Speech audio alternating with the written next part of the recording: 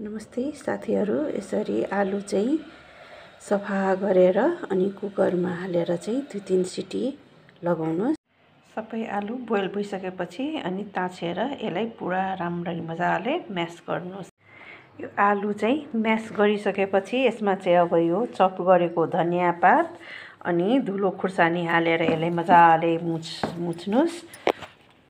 यो सबै थोक यसरी मजाले मुछिसकेपछि अनि यसरी अब मसौराको सेपमा हालेर सानो चाहिँ गरेर पछि खानलाई यो यसरी आलुको मसौरा चाहिँ बनाउनुहोस्। अनि सुकेपछि म पछि देखाउँला। यसरी यो कम्प्लिट भइसकेपछि 4-5 दिन यसलाई सुकाएर सुकेपछि म तपाईलाई देखाउँला। ल हेर्नुस् है साथीहरू, यो मसौरा चाहिँ अब आलुको मजाले सुकिसक्यो। कस्तो मजाको आवाज गरिरहेको। अब यसको तरकारी कसरी पकाउनु पर्छ भनेर यदि तपाईहरुलाई चाहियो भने कमेन्ट गर्नु होला।